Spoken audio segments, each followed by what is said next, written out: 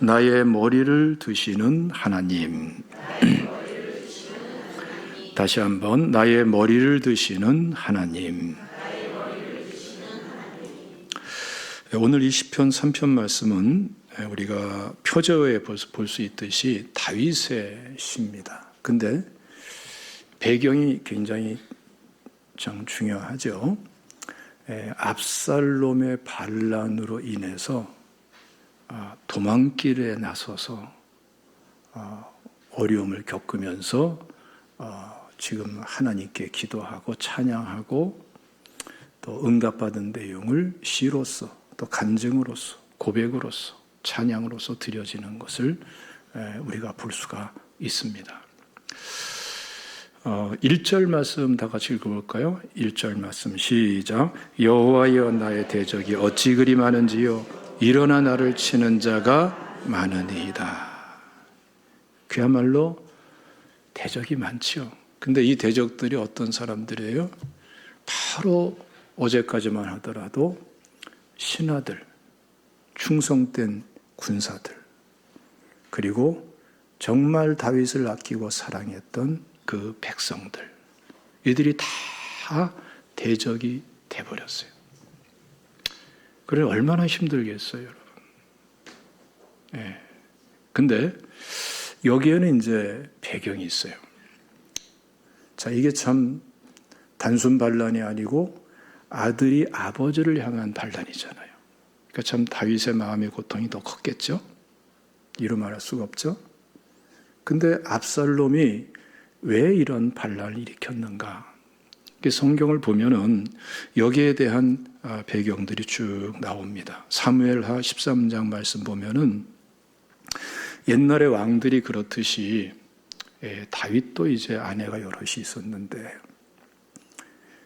그들을 통해 가지고 19명의 아들들이 있습니다. 근데 그 중에서 암논이라는 왕자가 이 다말이라는 배다른 그러니까 사촌 동생, 배다른 동생이죠. 배다른 동생을 사랑하는 거예요. 근데 이 사촌 동생, 이 배다른 동생이 누구냐 하면은 바로 이 압살롬의 같은 어머니에서 난 여동생인 거예요. 근데 압살롬이 어떤 사람이냐 하면은 성경에서 그러죠. 굉장히 출중한 사람이에요. 여러 가지 면에서 아들들 중에서 출중하고 능력도 있고 외모도 굉장히 뛰어난 사람이에요. 요즘에 아주 최고의 미남으로 꼽히는 영화배우가 누구예요? 제가 몰라서 묻는 거예요? 아까 누가 얘기하던데 제가 정확하게 못 들었어요. 일부 예배 때 얘기하던데 옛날에는 무슨 하여튼 장동건 옛날 분이죠. 하여튼 누구예요? 나랑 비슷하네 뭐. 근데 하여튼 그렇게 외모도 출중하고 압살롬이 그래. 그러니까 압살롬의 누이 동생도 외모가 굉장히 뛰어나다고 우리가 생각할 수 있겠죠. 그러니까 암논이 그렇게나 이 압살롬의 동생을 흠모하고 사랑하고 그러다가 급기야는 병에 걸려요. 이런 병을 가리켜서 뭐라고 그러죠? 상사병이라고 그래요. 그러니까 상사병에 걸려가지고 들어 누웠더니 그때 또 이제 시험이 찾아오는 거죠. 사촌 되는 요나답이라는 친구가 찾아와가지고 악한 꾀를 주는 거예요. 왕에게 청해서 그 다말이 저 음식을 만들어 주도록 그렇게 부탁을 해라. 그래가지고 음식을 만들러 들어오면은 네가 그냥 차지하면 되지 않겠냐. 그랬더니 이 암논은 그대로 했네요. 그래가지고 음식을 만들어 주기 위해서 들어온 그 다말을 혼자 놔두고 다 나가게 한 다음에 그야말로 강제로 몸을 범한 거예요. 근데 참 이런 일이 벌어진 다음에 우리가 정말 이상하게 생각할 수도 있는 사건이 일어나요. 이 부분은 우리 자매들이, 특히 우리 결혼 안 한 자매들이 정말 신중하게 생각할 부분이에요. 한번 읽어봅시다. 사무엘하 13장 15절 말씀 다 같이 읽어봅시다. 시작. 그리하고 암논이 그를 심히 미워하니 이제 미워하는 마음이 전에 사랑하던 사랑보다 더한지라. 암논이 그에게 이르되 일어나 가라 하니. 희한하죠? 그렇게나 좋다고 사랑한다고 하면서 그렇게까지 못된 짓하고 나서는 그 미움이 막 일어나는데 주체할 수가 없어요. 그렇게 사랑한다고 했던 것보다 더 큰 미움이 막 일어나니까 내쫓아 버렸어요. 알 수 없는 사건인데 사실은 성경은 명확하게 밝혀주고 있는 거예요. 이러한 사랑을 가리켜서 어떤 사랑이라고 그러느냐? 이게 바로 에로스 사랑의 본질이고 특성입니다. 사랑한다고 그러는데 철저하게 이기적인 사랑이죠. 자기 만족적인 사랑이고 자기 중심적인 사랑이죠. 그 사랑에는 진리도 없고 복음은 당연히 없고 하나님도 없고, 이러한 사랑의 특징은요, 죽었다 깨어나도 다른 사람을 참되게 사랑 못해요. 아가페 사랑이 아니고는 안 되는 거예요. 아가페 사랑은 하나님께로부터 오는 거죠. 구원의 은혜와 함께 주어지는 사랑인 것입니다. 그래서 구원받은 성도들이 아가페 사랑의 교제를 나눌 때에 그것을 코이노니아 교제라고 그래요. 이건 세상의 일반적인 교제와는 전혀 다른 차원의 복음이 함께 나눠지는 그러한 교제인 거죠. 가정에도 그렇게 이루어져야 되고 모든 이웃과도 그렇게 이루어지는 것이 축복이죠. 그러니까 이 암논은 정말 불행한 사람이에요. 근데 이때 이제 압살롬이 이것을 어떻게 대처하냐면은 입 딱 다물고 말을 안 합니다. 그리고 자기 동생 다말을 잠잠하라 그러고 괜찮다 그러고 자기 집에서 생활하게 하면서 돌봐줘요. 그때 처음에는 발칵 뒤집혔을 거 아니에요? 왕궁 안에서. 근데 그게 이제 소수의 사람들만 그랬겠죠? 왕의 가정의 문제니까. 그런데 이러고 나서 2년이라는 세월이 흘렀어요. 그러니까 사건은 있었지만 맨날 그 사건만 생각할 수 없잖아요. 그래서 생각을 안 하고 있는 이때에 양털을 깎는 계절이 찾아왔어요. 오늘날 우리로 말하면은 추수하는 때예요. 추수. 그때는 큰 잔치를 벌이는데 왕자의 재산이고 양들이니까 얼마나 많겠어요. 큰 그러한 잔치가 되겠죠. 그러니까 왕을 청하는데 아니 왕이 어디 그런 데를 다 다니겠어요. 아무리 왕자라 하더라도. 그러니까 나는 못 간다. 그러니까 그건 다른 왕자들을 청하겠습니다. 암놈도 청하겠습니다. 그러니까 갑자기 하는 얘기니까 전반적인 것을 생각할 틈이 없죠. 그렇게 해라.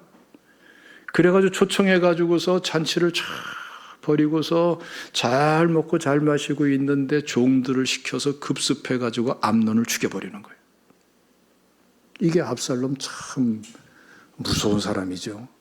능력도 뛰어나고 외모도 출중하지만 정말 무서운 면도 있는 사람이 이 압살롬이에요. 그래가지고 도망가가지고서 있다가 다윗이 나중에 허락해가지고서 돌아와서 왕자의 주의를 다시 회복합니다. 근데 이때 이제 문제가 있죠. 여러분 보세요. 아무리 출중하다 하더라도 자기의 친동생을 이런 일로 죽여버린 사람을 차기 왕으로 세울 수 있겠어요? 안 세우겠죠. 그러니까 압살롬은 어차피 나는 왕이 되기는 틀렸다. 이 상태로서는 안 된다.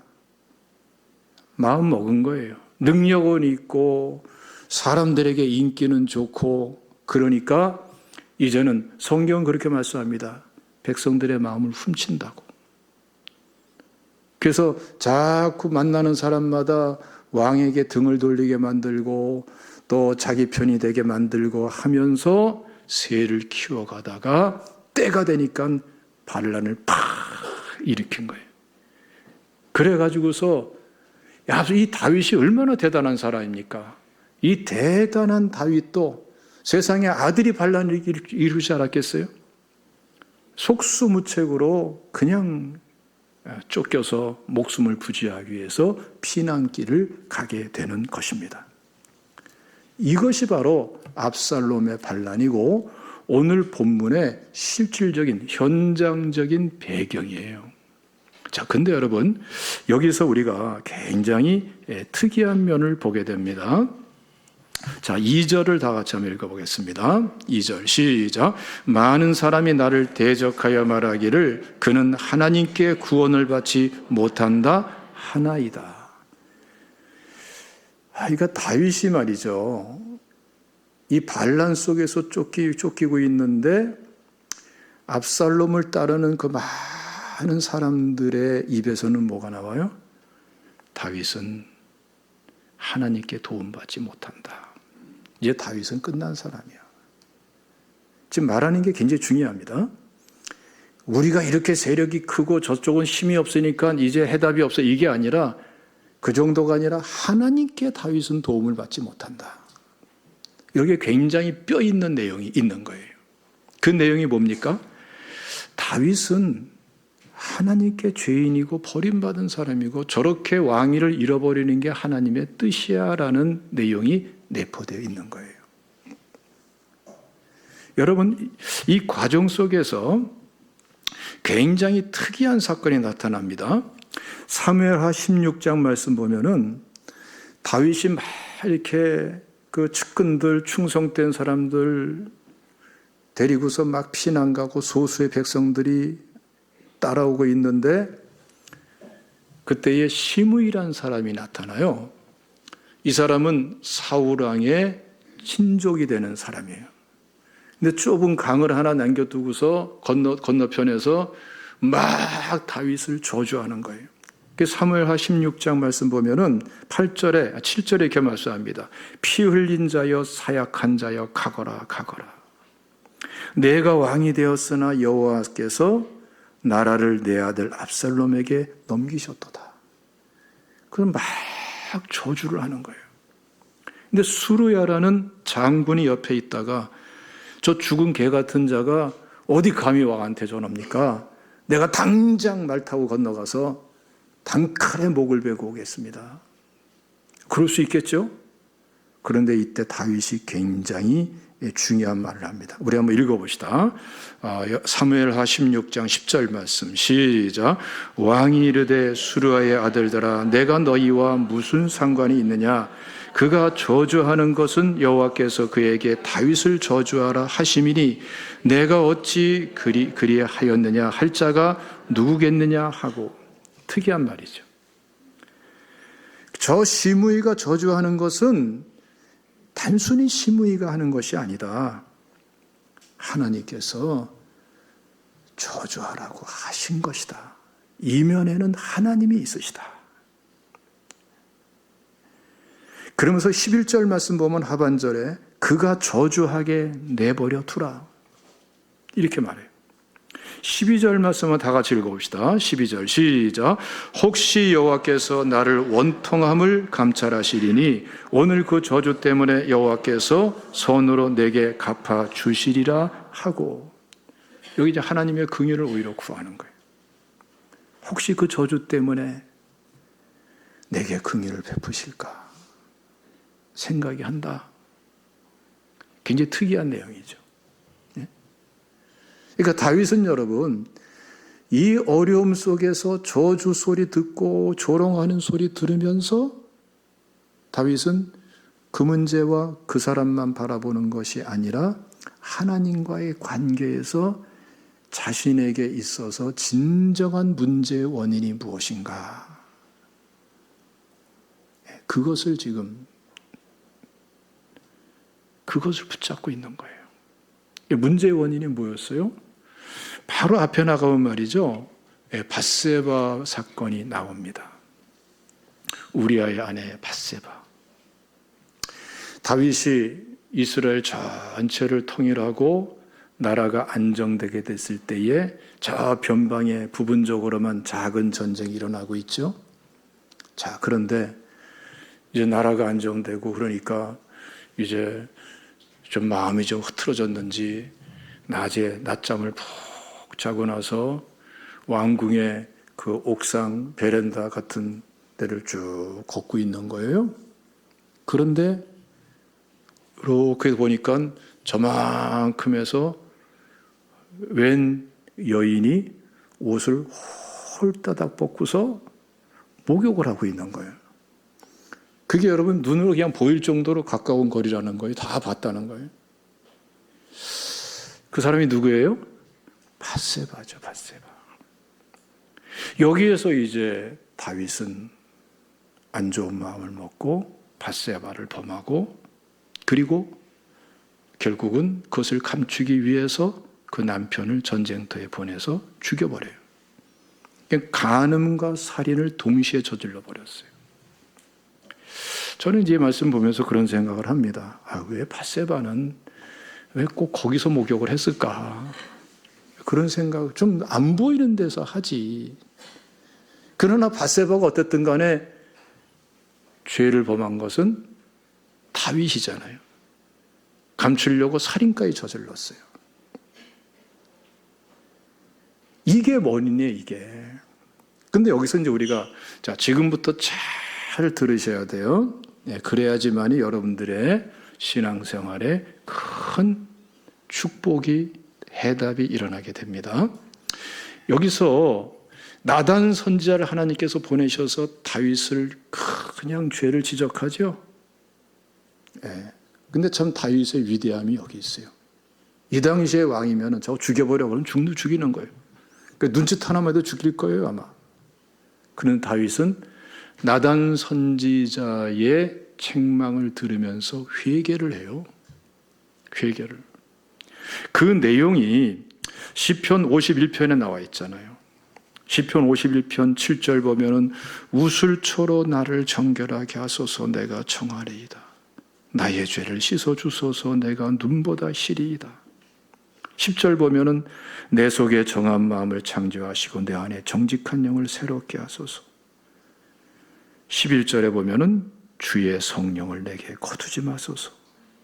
얼마나 하나님의 은혜를 따라서 깊이 있는 회개를 하는지 몰라요. 철저한 회개입니다. 12절에 보면은 주의 구원의 즐거움을 내게 회복시켜 주시고 자원하는 심령을 주사 나를 붙드소서. 17절에 보면은 하나님께서 구하시는 제사는 상한 심령이라 하나님이여 상하고 통회하는 마음을 주께서 멸시하지 아니하시리다. 그러니까 지금 하나님이 원하시는 게 뭔 줄 알고 통회하고 자기의 마음을 아파하면서 마음속을 아파하면서 통회하고 있다는 거예요. 그리고 통회할 수 있는 은혜까지도 하나님께서 주고 계세요. 그야말로 침상이 눈물로 그냥 젖어버리고 눈물바다가 되도록 회개하는 이 다윗의 회개를 볼 수 있어요. 이 다윗의 회개는 오늘날도 변함없이 참된 회개의 하나의 모범이 되고 있는 그런 회개입니다.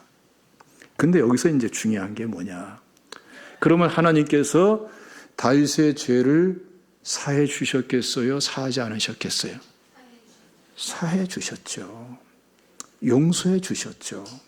만일 우리가 우리 죄를 자백하면 저는 미쁘시고 의로우사 우리 죄를 사하시며 모든 불의에서 우리를 깨끗하게 하실 것이와 말씀처럼 죄를 철저하게 진실되게 자백하고 회개하고 돌이키겠다는데 하나님께서 그 죄를 용서 안 해주십니까? 반드시 용서해 주시고 다윗도 용서해 주셨죠.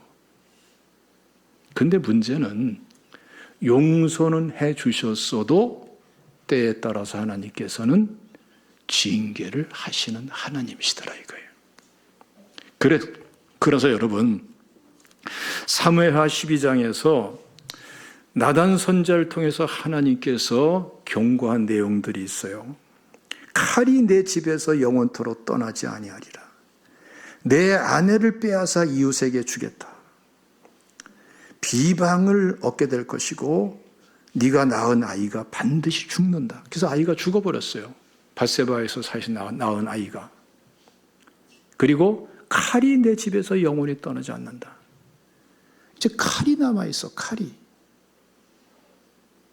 그 칼이 어떻게 작용했습니까? 그 칼이 암놈에게 그리고 압살롬에게 그런 식으로 작용하면서 지금 압살롬의 반란으로 일어나 버리고 만 거예요.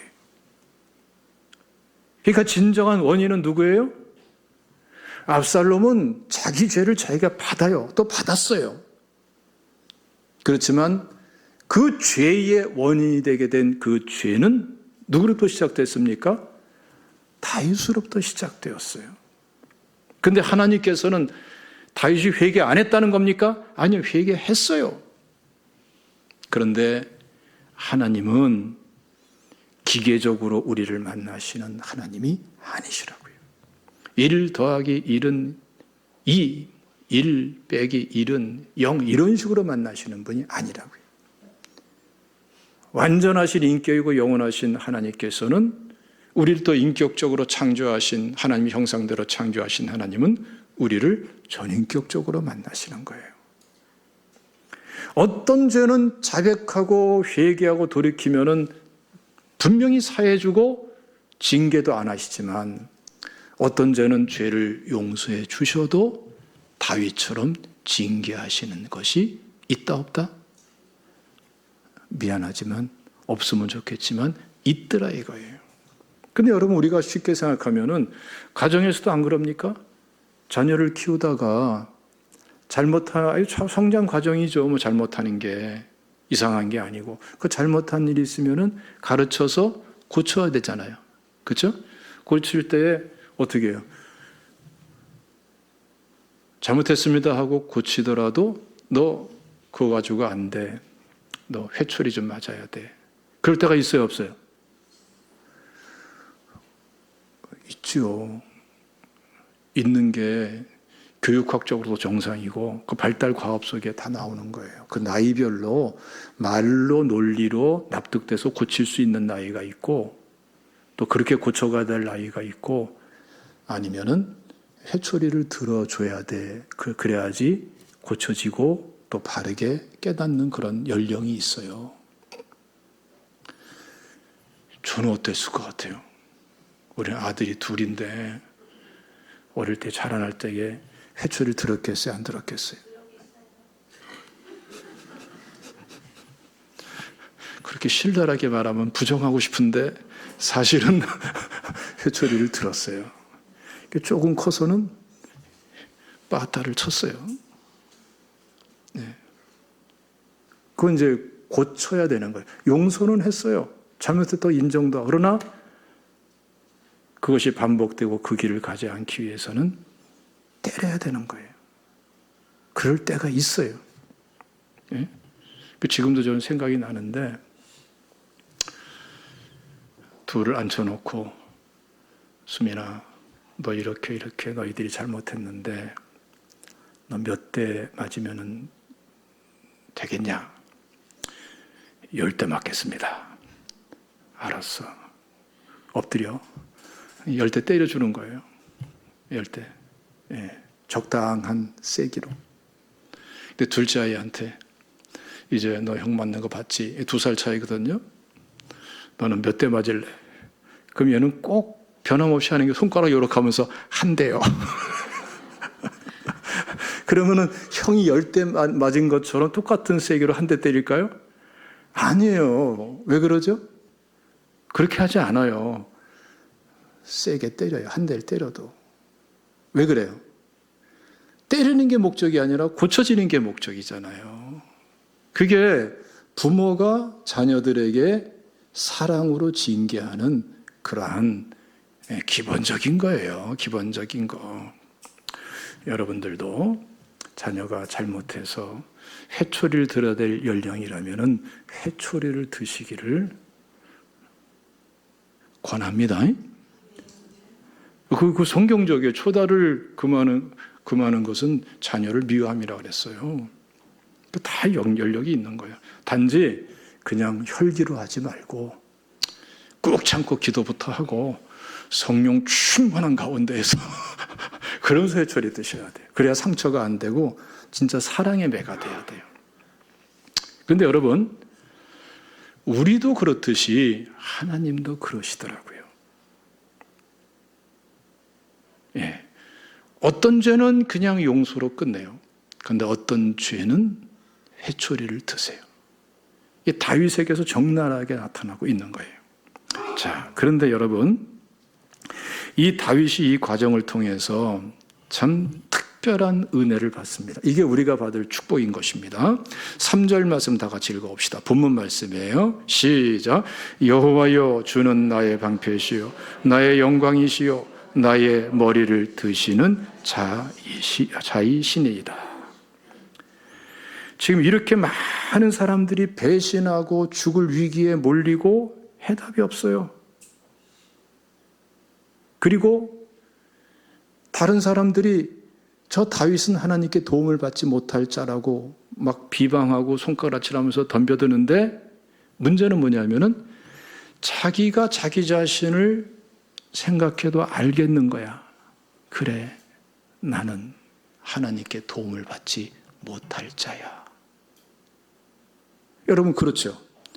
우리가 하나님의 자녀고 구원받은 백성이지만 현실 문제에 딱 부딪히고 어려운 문제에 딱 부딪힐 때에 두 가지, 내 마음속에 두 가지 현상이 나타납니다. 하나는 뭐냐면은 이 문제에 있어서 하나님은 내 편이 아니야.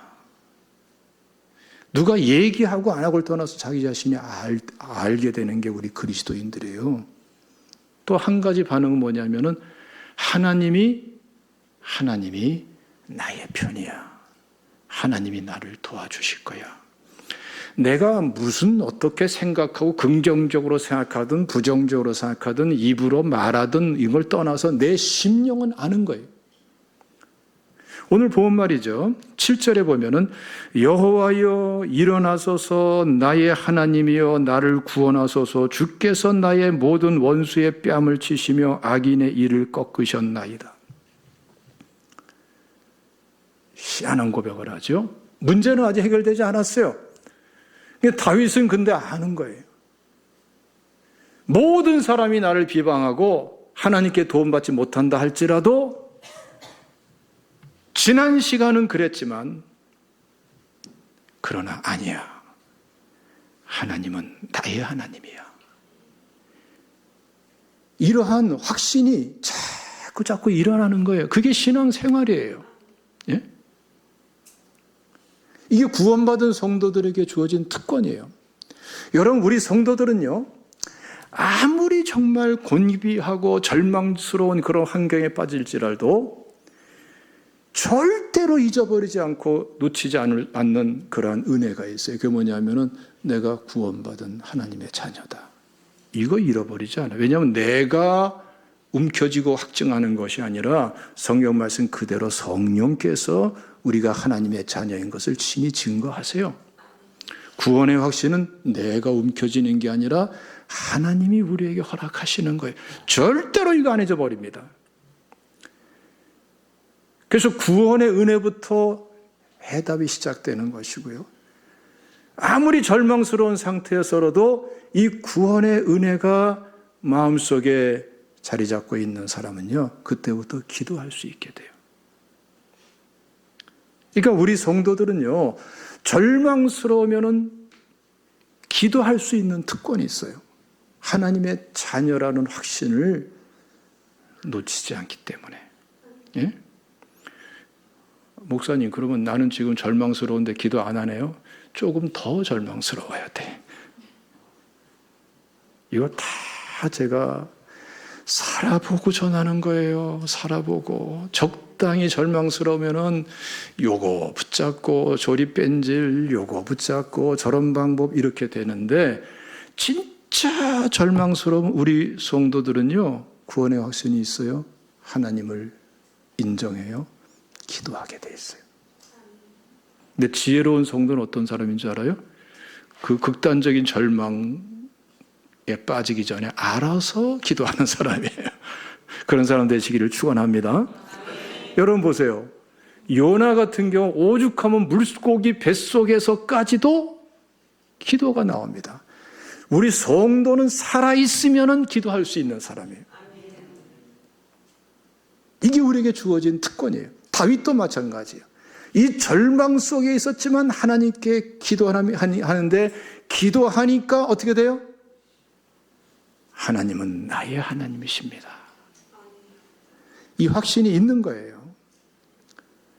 이번 주간에 이것을 붙잡으시기를 주님의 이름으로 축원합니다. 그래서 여러분 4절 말씀 보면은 이 어려움 속에서 내가 나의 목소리로 여호와께 부르짖으니 그의 성산에서 응답하시는도다. 이 절망 속에서 다윗은 기도하고 응답받았어요. 5절 말씀 보면 내가 누워 자고 깨었으니 여호와께서 나를 붙드심이로다. 붙드심의 은혜를 지금 경험하고 있어요. 그러니까 하나님은 나의 하나님이시다는 확신이 자꾸 드는 거예요. 그러니까 기도할수록 이런 확신은 찾아들게 되고 기도할수록 하나님이 붙드시는 은혜를 알게 되는 거예요. 할렐루야. 여러분, 하나님이 붙드시는 은혜가 참 이 다윗이 말이죠. 이 점이 정말 참 대단한 건데요. 한번 읽어봅시다. 시편 94편 말씀 18절 읽어보겠습니다. 18절 시작. 여호와여 나의 발이 미끄러진다 할 때에 주의 인자하심이 나를 붙드셨사오며. 정말 절묘한 식구입니다. 이거는 살아보지 않고는 안 되는 거죠. 여러분, 발이 미끄러진다 할 때가 어떤 때입니까? 이제 겨울이 다가오고 있습니다만은 살짝 길 가다가 얼은 것 이렇게 미끄러지지 않으려고 피해 가다가 피해서 밟은 그 내디딘 발이 미끄러질 때가 있죠. 그러면 이건 어떻게 피할 길이 없어요. 미끄러진다 생각하면서 해답이 없어요. 이건 넘어지고 우당탕 넘어지고 깨지든지 뭐가 타박상이 있든지 해버리고 마는 거예요. 힘하면 부러지기도 해요. 자기 스스로 해결이 없어요. 유일한 해결은 어떻게 납니까? 옆에 있던 사람이 반사적으로 딱 붙들어줄 때, 나는 미끄러진다 하고 그냥 넘어질 수밖에 없는데 옆에서 붙들어질 때, 그때만이 해답이 있는 거예요. 근데 이것이 뭐 빙판에서 경험한 것이 아니라 삶의 현장에서 이 경험을 많이 해온 사람이 다윗이란 말이에요. 인생의 문제 속에서 내가 미끄러진다. 그야말로 인생 자체가 와장창 무너진다. 해답이 없다라고 할 때에 누가 붙드셨어요? 하나님이 붙들어 주시더라고요. 이 붙들어 주심의 은혜가 부르짖어 기도하는 이 다윗에게 있었기 때문에 비록 이 압살롬에게 쫓기고 저주받으면서 쫓기는 이러한 상태지만 기도하니까 이 은혜가 있더라고요. 지난날에 있던 은혜가 또 있더라 이거예요. 그러면 점점점 마음에 찾아오는 게 뭐예요? 움직일 수 없는 확신이 자꾸 오는 거예요. 하나님은 누구의 하나님? 나의 하나님이십니다.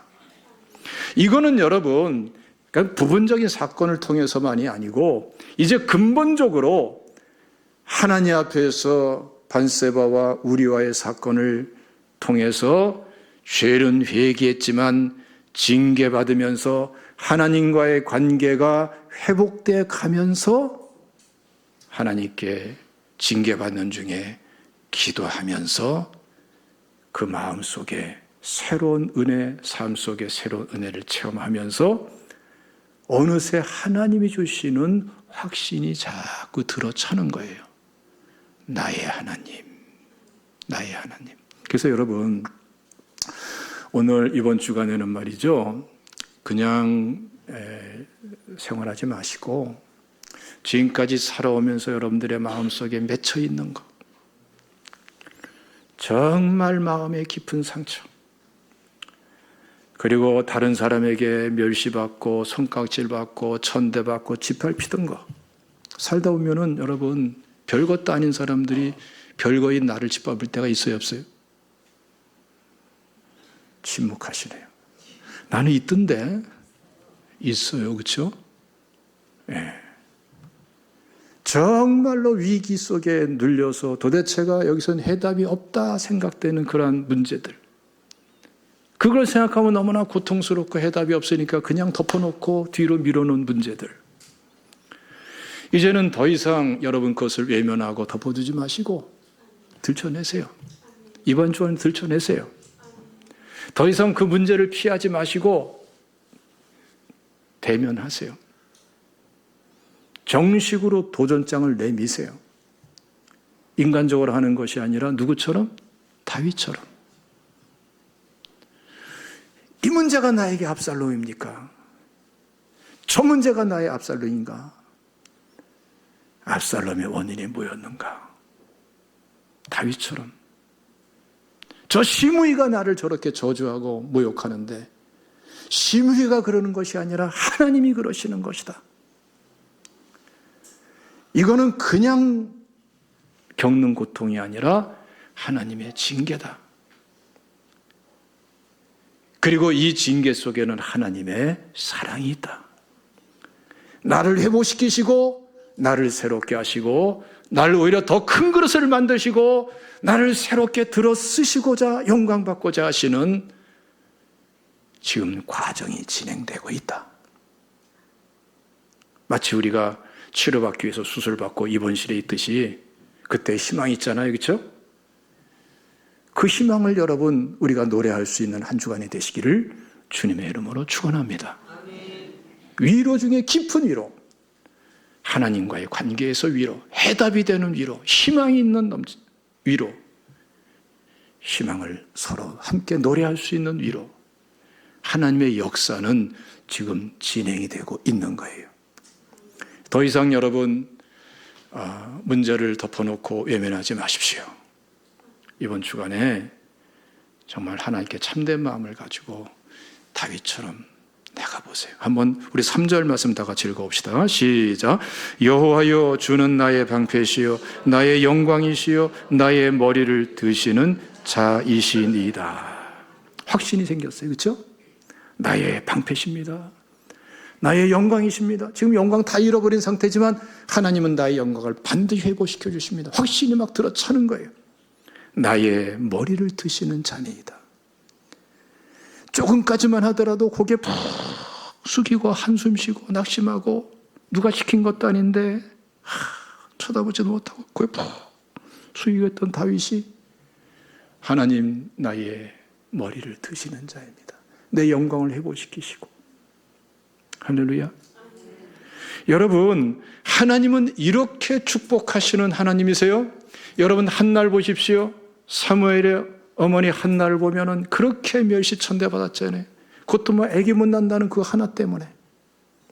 근데 하나님께 기도하면서 하나님의 응답하고 사무엘을 낳게 되고, 그때에 이 한나가 하나님을 찬양하는 굉장히 참 아름답고 놀라운 그러한 이 라바다미 소빔이라는 이 작은 시골 여인에게는 나올 수 없을 만한 그러한 찬양이 나와요. 한번 읽어봅시다. 사무엘상 2장 7절 8절 다 같이 읽습니다. 시작. 여호와는 가난하게도 하시고 부하게도 하시며 낮추기도 하시고 높이기도 하시는도다.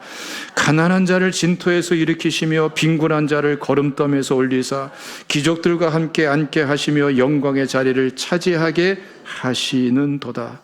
땅의 기둥들은 여호와의 것이라 여호와께서 세계를 그것들 위에 세우셨도다.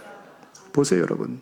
가난하게도 부하게도 낮추게도 높이기도 하시고 빈궁한 자를 일으키셔서 귀족들과 함께 하시고 영광의 자리를 차지하게 하시는 분은 누구세요? 하나님. 예? 하나님. 하박국 선지자는 여러분 하나님께 백성들을 기도하다가 응답받고 나서 놀라운 찬양을 합니다. 한번 읽어봅시다. 하박국서 3장 17절에서 19절입니다. 시작.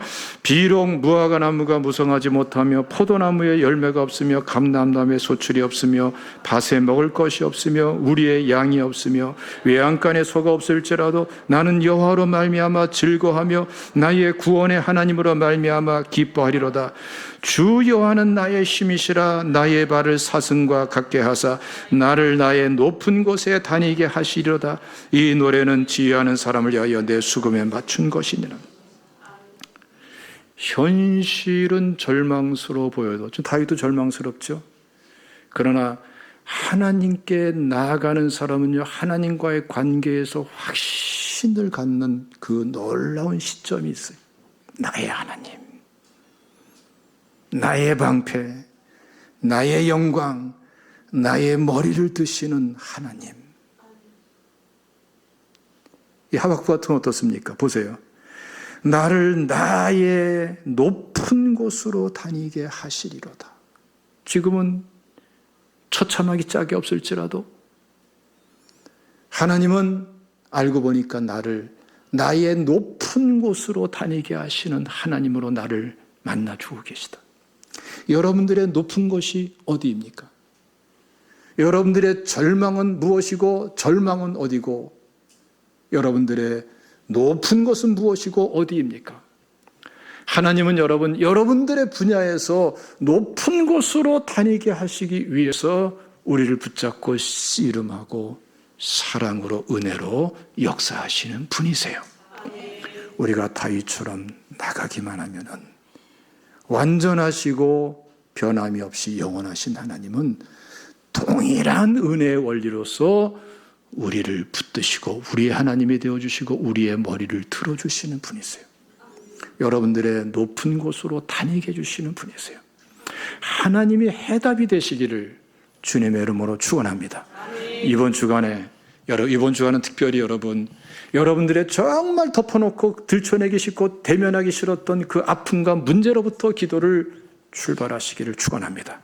그리고 하나님께로 나가십시오. 기도하겠습니다.